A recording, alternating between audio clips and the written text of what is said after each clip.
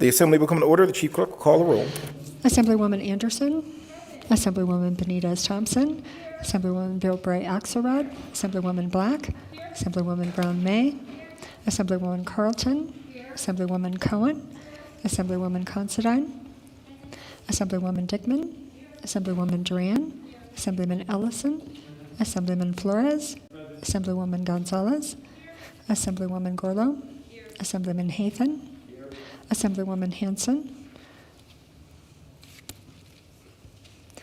Assemblywoman Hardy, Assemblywoman Howdigi, Assemblywoman Kasama, Assemblywoman Krasner, Assemblyman Levitt, Assemblywoman Martinez, Assemblywoman Marzola, Assemblyman Matthews, Assemblyman MacArthur, Assemblywoman Brittany Miller, Assemblyman C.H. Miller, Assemblywoman Monroe Moreno, Assemblywoman Wynn, Assemblyman O'Neill, Assemblyman Orentlicker, Assemblywoman Peters, Assemblyman Roberts, Assemblywoman Summers Armstrong, Assemblywoman Thomas, Assemblywoman Titus, Assemblywoman Tolles, Assemblywoman Torres, Assemblyman Watts, Assemblyman Wheeler, Assemblyman Yeager, Assemblywoman Hanson, Speaker Frierson.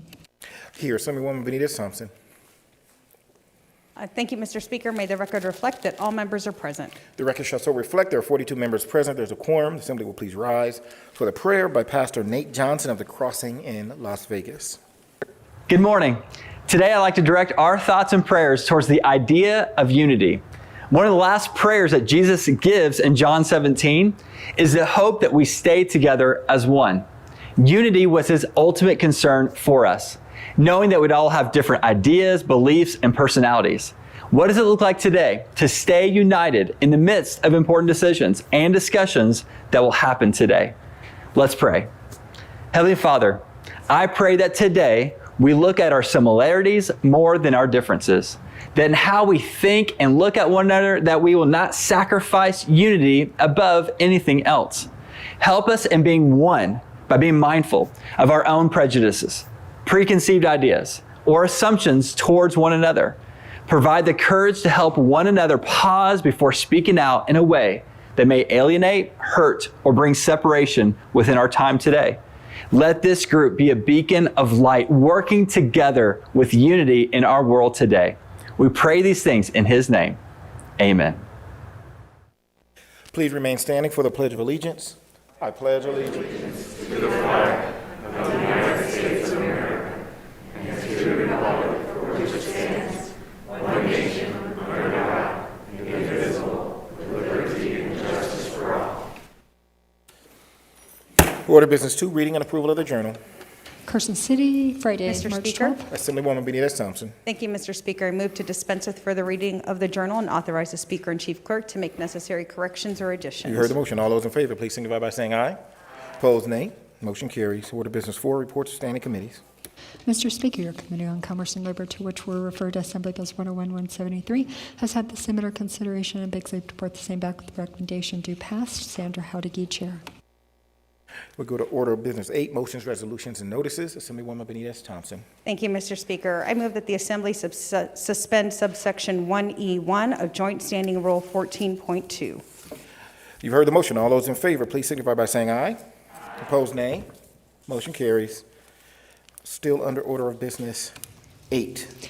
Assembly Joint Resolution Number 9, introduced by Assemblyman Black et al., proposing to amend the Nevada Constitution relating to appropriations for the operation of the Executive Department of the state government. Assemblywoman Miller. Thank you, Mr. Speaker. I move that AJR 9 be referred to your Committee on Legislative Operations and Elections. Without objection, so referred. Notice of exemption, March 14, 2021. The Fiscal Analysis Division, pursuant to Joint Standing Rule 14.6, has determined the eligibility for exemption of Assembly Bill 234. Sarah Kaufman, Fiscal Analysis Division. Go to order business 9, introduction, first reading, and reference of bills. We are on order of business 9. Assemblywoman. I had my light pressed. I would like to make a motion, please. Unless there was a point of order that you were trying to make, members of this body don't address the body unless through the speaker, ma'am. If you would like to speak under order of business 15, you're certainly welcome to do so. Order Business 9, Introduction, First Reading, and Reference to Bills. Assembly Bill 261, introduced by Assemblywoman Anderson et al., an act relating to education requiring the Board of Trustees of a school district or the governing body of a charter school to ensure that instruction is provided to certain pupils on the history and contributions of certain groups of persons, revising provisions relating to the selection of instructional materials by the State Board of Education and providing other matters properly laid thereto. Assembly Bill 262, introduced by Assemblyman Anderson et al., an act relating to education prohibiting the Board of Regents of the University of Nevada from assessing tuition charges against certain students and providing other matters properly laid thereto. Assembly Bill 263, introduced by Assemblyman Hanson et al., Senator Hanson, an act relating to elections requiring the county and city clerks to audit the performance of persons who check voter signatures on absent ballots, mailing ballots, or mail ballots, setting forth certain requirements for signature verification devices and providing other matters properly laid thereto. Assembly Bill 264, introduced by Assemblyman Kasama et al., an act relating to elections setting forth certain requirements for a program or activity to remove the names of persons who are ineligible to vote, authorizing the Secretary of State to enter into certain agreements to maintain the statewide voter registration list and providing other matters properly laid thereto.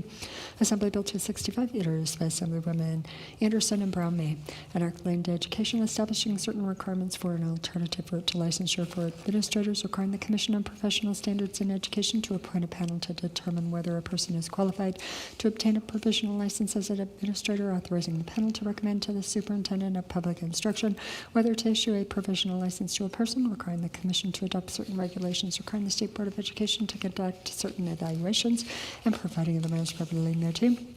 Assembly Bill 266, introduced by Assemblywomen Brittany Miller and Anderson, an act relating to education requiring only certain personnel to be counted in determining the ratio of pupils per licensed teacher, establishing provisions related to job vacancies in a school district, requiring the Board of Trustees of a school district to post certain information on its internet website, revising provisions relating to the statewide performance evaluation system for teachers, and providing the matters properly laid thereto. Assembly Bill 267, introduced by Assemblyman Ellison and Black, an act relating to the Department of Motor Vehicles, revising provisions governing the design of certain driver's licenses, requiring the department to monitor and report to the legislature certain information and recommendations relating to customer wait times at certain branch offices, and providing other matters properly laid thereto. Assembly Bill 268, introduced by Assemblyman Krasner et al., Senator Neal, an act relating to peace officers, requiring each law enforcement agency to adopt a written policy regarding the use of force, prohibiting a peace officer from using deadly force against a person based on the danger that the person poses to himself or herself under certain circumstances, and providing other matters properly laid thereto.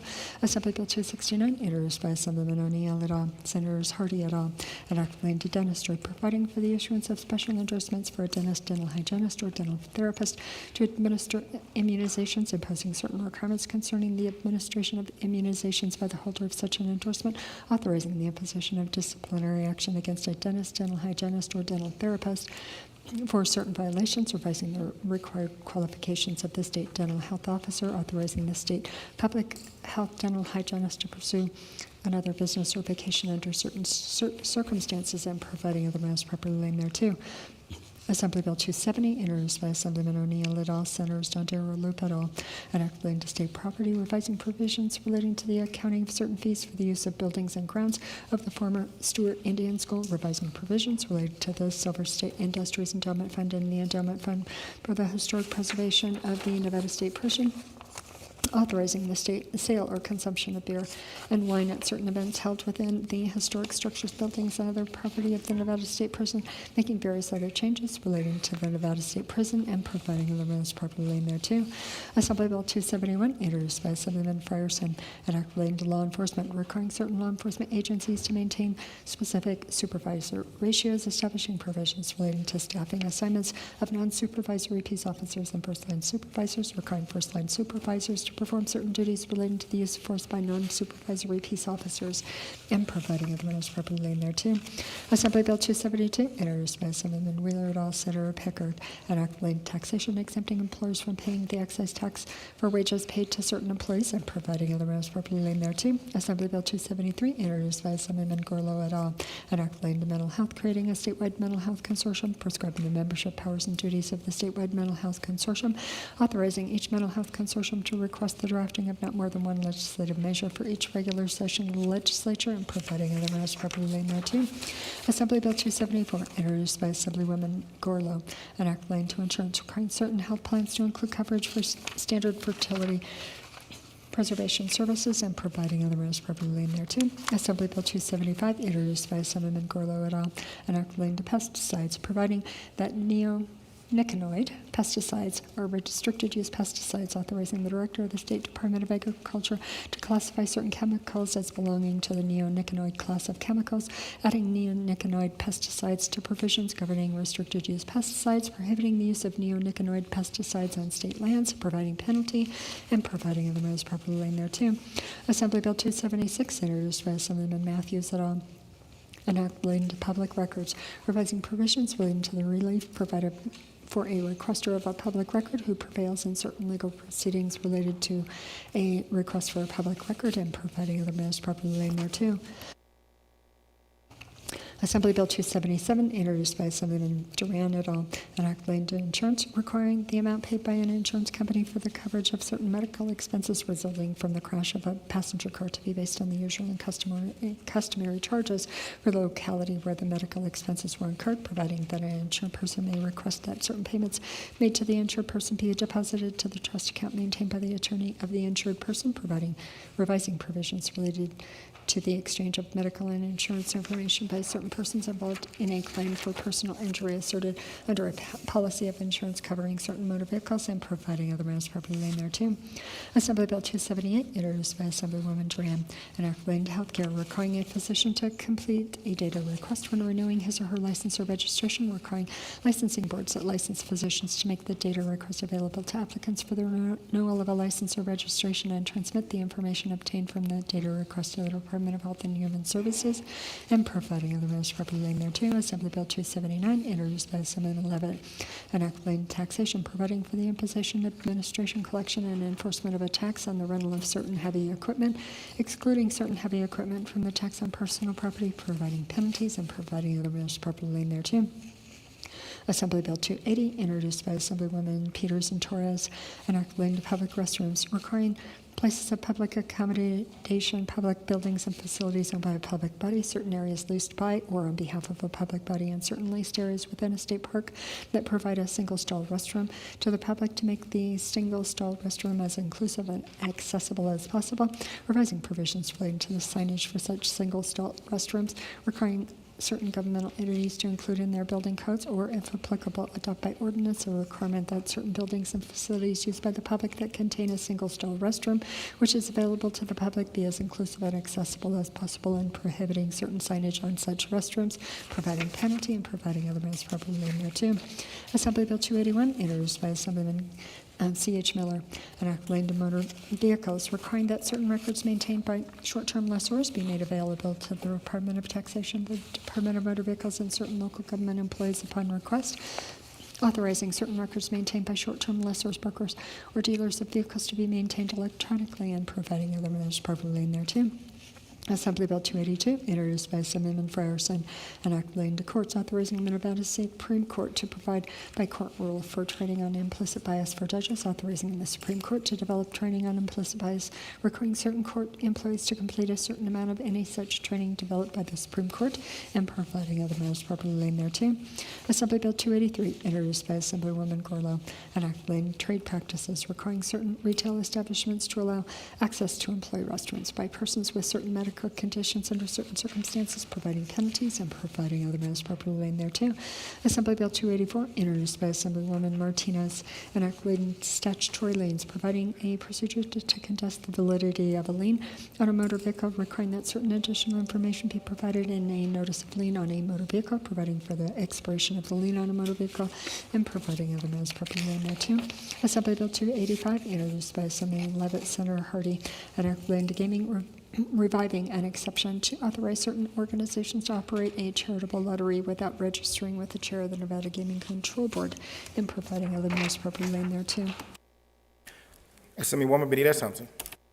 Thank you, Mr. Speaker. I move that Assembly Bill 261 through Assembly Bill 285 be referred to the committees as indicated on Assembly Bill introductions dated March 15, 2021, 11:30 a.m., of which all members have a copy of on their desk. You've all heard the motion. All those in favor, please signify by saying aye. Opposed, nay. Motion carries. Go to order business 11, second reading and amendments. Assembly Bill 145, introduced by Assemblywoman Cohen, Senator Orenshaw, an act relating to judgments, adopting the Uniform Registration of Canadian Money Judgments Act and providing otherwise properly laid thereto. The people of the state of Nevada, represented in Senate and Assembly, to enact as follows. Section 1, end of Section 1, Section 14, end of Section 14, end of bill. Are any amendments to Section 1 of the bill as a whole? There are none. Bills ordered to general file. Senate Bill 83, introduced by the Committee on Education. An act relating to education, authorizing the Department of Education to temporarily waive or pause certain requirements related to certain examinations or assessments if the United States Department of Education has waived or paused similar requirements of federal law, providing certain exceptions to provisions that require the use of results of an examination or assessment, and providing other measures properly laid thereto. The people of the state of Nevada, represented in Senate and Assembly, to enact as follows. Section 1, end of Section 1, Section 12, end of Section 12, end of bill. Are any amendments to Section 1 of the bill as a whole? I have amendment number 21, proposed by the Assembly Committee on Education. Assemblywoman Bilbray Axelrod.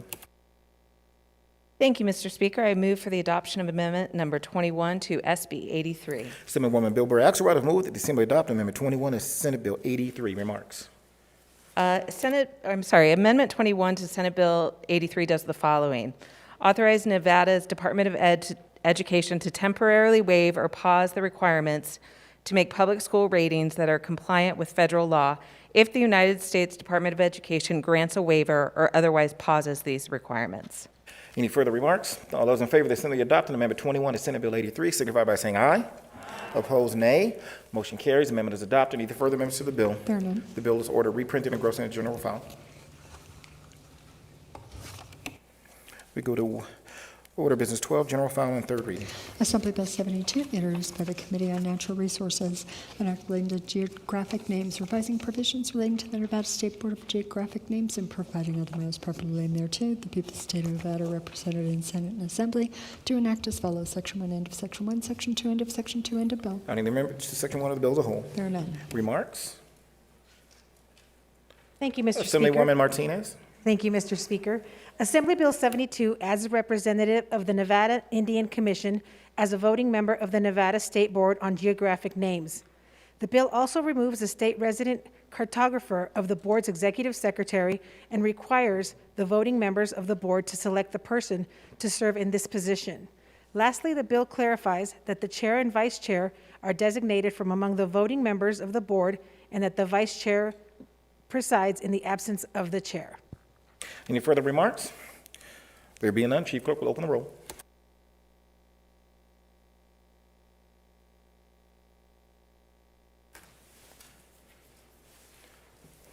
Anyone wishing to change their vote? There are 42 ayes, 0 nays. Bill 11 to the Constitutional majority declare passed and order transmitted to the Senate. Assembly Bill 136, introduced by Assemblywomen Bilber, Axelrod, and Cohen, an act relating to intercollegiate athletics, adopting changes promulgated by the Uniform Law Commission to the revised Uniform Athlete Agents Act 2015 related to prohibited acts by athlete agents and providing other matters properly laid thereto. The people of the state of Nevada, represented in Senate and Assembly, do enact as follows. Section 1, end of Section 1, Section 2, end of Section 2, end of bill. Any amendments to Section 1 of the bill as a whole? There are none. Remarks? Assemblywoman Gorlow.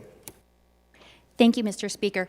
Assembly Bill 136 revises provisions of the revised Uniform Athlete Agents Act of 2015 to prohibit an agent from providing anything of value that might affect the athlete's ability to participate in their chosen sport, unless, 1, the agent notifies the student's educational institution within 72 hours of doing so, and 2, the student athlete or a minor student's parent acknowledges on record that this action could result in the athlete's loss of eligibility. Additionally, this bill prohibits an agent from encouraging other individuals to act on the agent's behalf to engage in such prohibited actions. Any further remarks? There being none, the Chief Clerk will open the roll.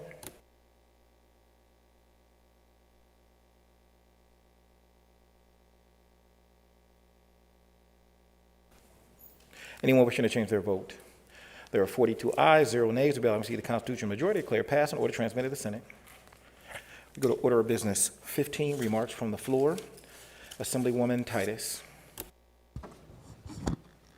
Thank you, Mr. Speaker. Today, 1 year ago, public, private, and charter schools were ordered closed on March 15th, 2020. All state offices were also closed 1 year ago today. I have been on record since before the session convened that schools must be open and the People's House should be open to the public at a minimum to the same limitations as other public buildings around our state. I look forward to continuing to work with leadership of this chamber and the legislature in the safe reopening of the People's House. Thank you, Mr. Speaker. Thank you. Assemblywoman Considine. Order of Business 15. Order of Business 15. Thank you, Mr. Speaker. Today I rise in celebration of the life and legacy of Supreme Court Justice Ruth Bader Ginsburg. Justice Ginsburg was a pioneer, a trailblazer, and a woman of many firsts. As a wife and new mother, RBG was one of 9 women in a class of 500 men at Harvard Law School.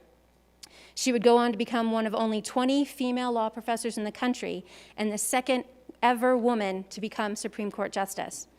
Justice Ginsburg knew what it meant to play the long game in order to achieve equality for women, and she tackled discrimination with tact, strategy, and grace. She fought tirelessly for our voice, our autonomy, and for the right for us to gather here today and to continue her legacy. Regardless of politics or ideology, Ruth Bader Ginsburg fought for the right for all women to fight for what we believe in. In her own words, women belong in all places where decisions are being made. Through her resilience in a male-dominated world, she left behind a generation of women who would continue her pursuit for true equality. On what would have been her 88th birthday today, let us celebrate her life and continue her legacy through our work here today. Thank you.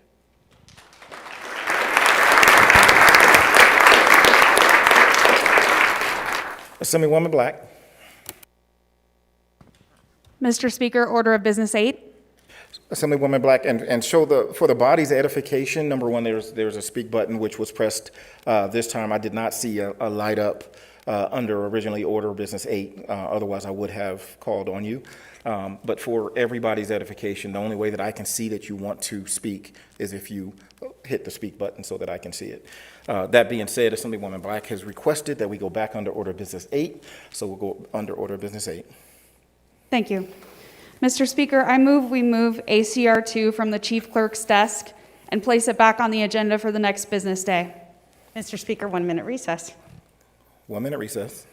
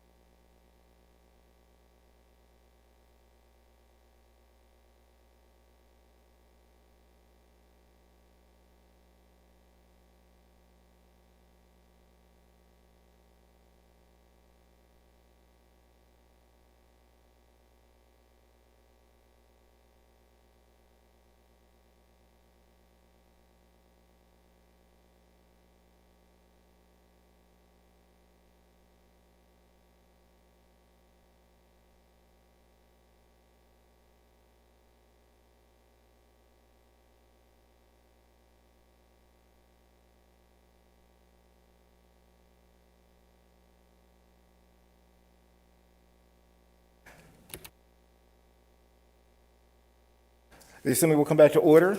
Assemblywoman Black has moved that ACR 2 be removed from the Chief Clerk's desk.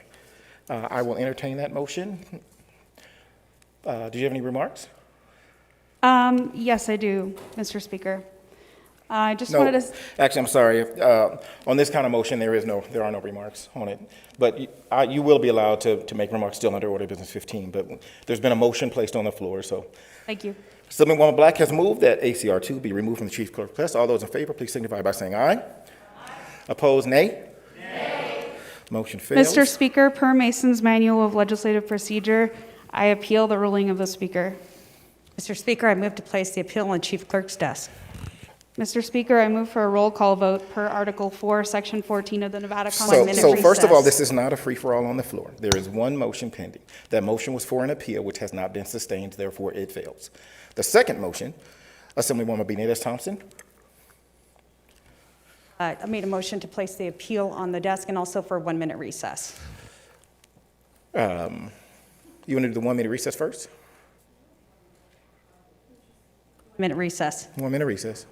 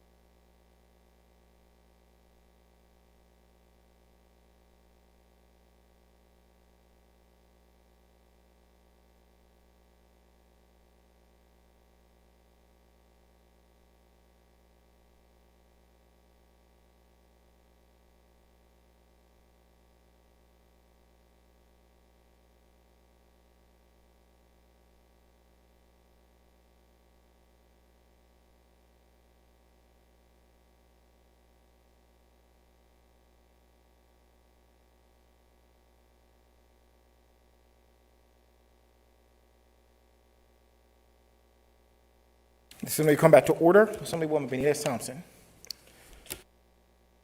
Thank you, Mr. Speaker. I believe we have the standing motion to place the appeal onto the chief clerk's desk. I believe it was the motion to take it off the chief clerk's desk that you were.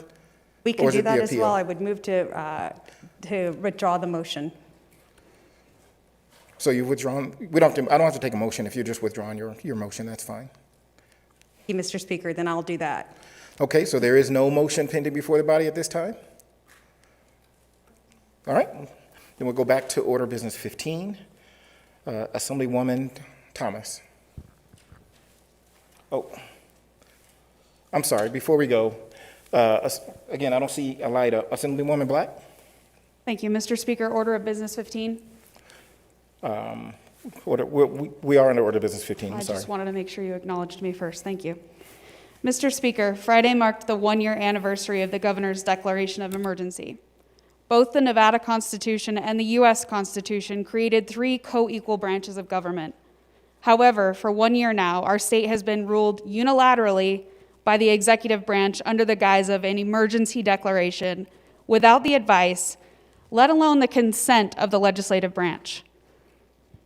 Many of the governor's emergency directives have had the force of law without our concurrence. This is a very dangerous precedent that has been set.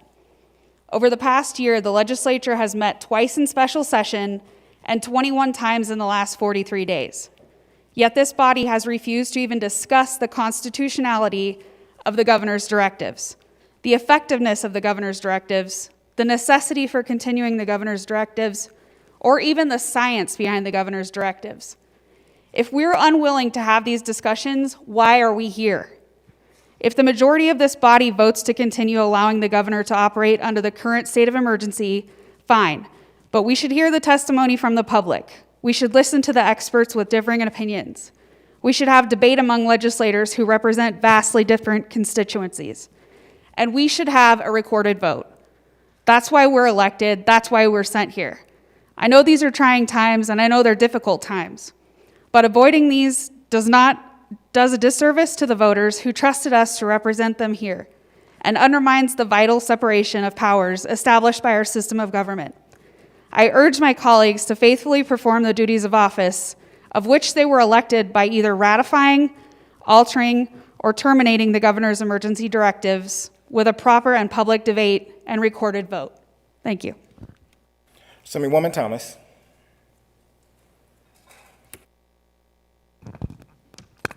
Thank you, Mr. Speaker. Order of Business 15. Order business 15. Thank you, sir.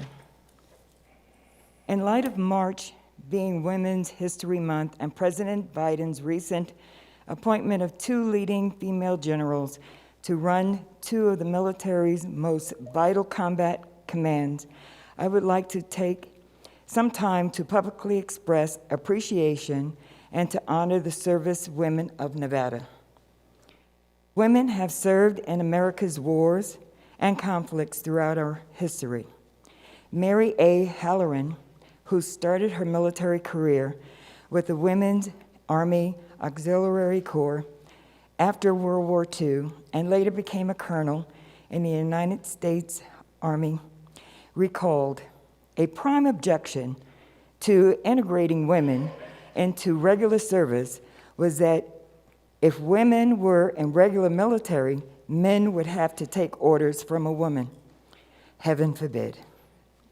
But the toughness and efficiency of women who served in the military during World War II convinced officials in all branches that women are valuable members of the services. The U.S. Army realized it could not afford to let go of the women who served with distinction during war and asked Congress to allow them to make women a permanent part of their ranks. In 1948, President Harry S. Truman signed the Women's Armed Services Integration Act that let women serve as full, permanent members of all branches of the United States Armed Forces. Since integration, women have fought for full inclusion in all military occupations. Many of these women shattered military service glass ceilings, call Nevada home.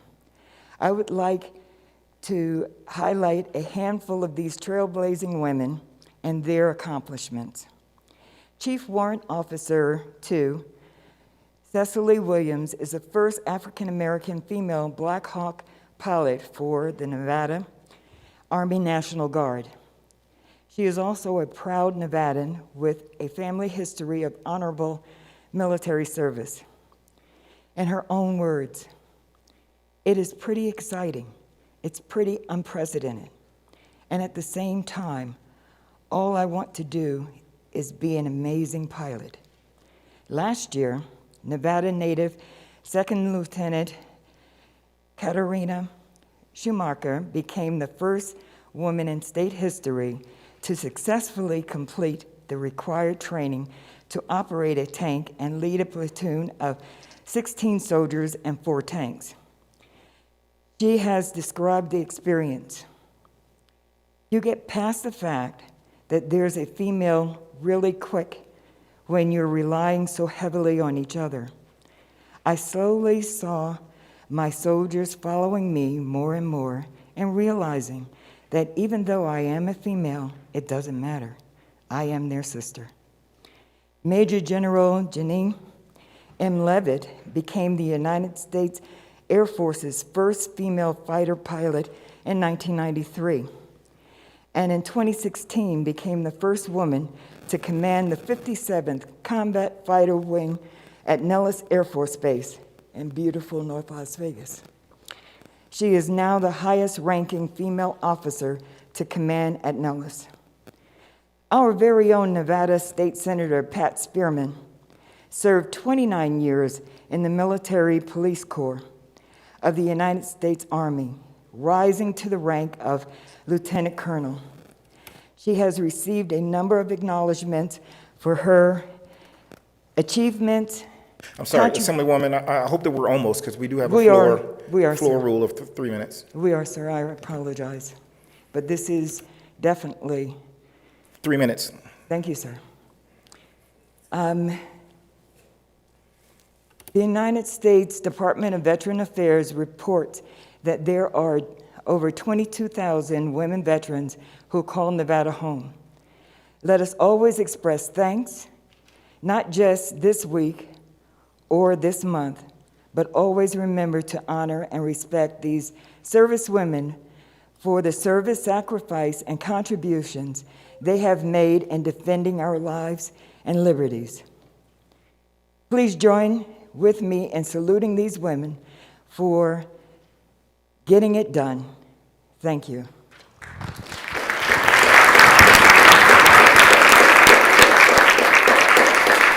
Assemblywoman Torres. Thank you, Mr. Speaker. Today's date is often considered dark and gloomy, and while some might think that it's dark and gloomy because of the gray clouds outside and deadlines are quickly approaching, it is dark and gloomy because the Ides of March have come. In William Shakespeare's play, Julius Caesar, the soothsayer warns Julius to beware the Ides of March. 2 acts later, Caesar is assassinated on the stairs of the Senate. And while the Ides of March has become a pop culture reference, it's important for us to note that the soothsayer's remarks are directed specifically towards Julius Caesar. And on this day of March, let us remember to heed the advice of those around us. And through our work, I hope that we remember how beauteous mankind is.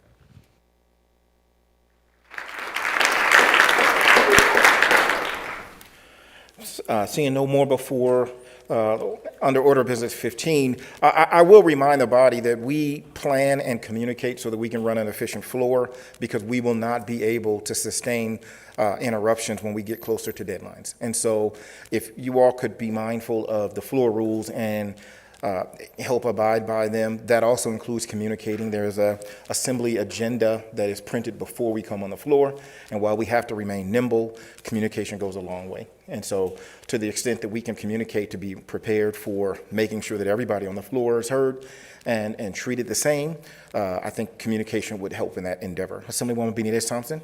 Thank you, Mr. Speaker. If we could go back to order business 9 for a couple more introductions. I believe after those last stragglers come in, that will allow us to look at adjourning for the day, which I'm sure all members would be relieved to hear. We go back to order business 9, introduction, first reading, reference bills. Assembly Bill 286, introduced by Assemblywoman Hattigi, an act relating to crimes prohibiting a person from possessing a firearm on a covered premises under certain circumstances, prohibiting a person from engaging in certain acts relating to unfinished frames or receivers under certain circumstances, prohibiting a person from engaging in certain acts relating to firearms which are not imprinted with the serial number under certain circumstances, revising provisions relating to the confiscation and disposal of dangerous weapons, providing penalties, and providing other matters properly laid thereto. Assemblyman Yeager. Thank you, Mr. Speaker. I move that Assembly Bill 286 be referred to your Committee on Judiciary. Without objection, so referred. Assembly Bill 287, introduced by Assemblywomen Monroe, Moreno, Peters, and Thomas, an act relating to health care, providing for the licensing and regulation of freestanding birthing centers, requiring a freestanding birthing center to perform certain screening, report certain information to the local health officer, and make certain information available to the chief medical officer, and providing other matters properly laid thereto. Assemblywoman Benitez-Thompson. Thank you, Mr. Speaker. I move that Assembly Bill 287 be referred to your Committee on Commerce and Labor. Without objection, so referred. There being the only two matters, we'll go back to order business 15. Thank you so much. Under Order Business 15, seeing no other business before us, Mr. Speaker. I'm making sure. Thank you. I would move that the Assembly stand adjourned until Tuesday, March 16th, 2021 at the hour of 11:30 a.m. You've heard the motion. All those in favor, please signify by saying aye. Opposed, nay. Motion carries. We are adjourned.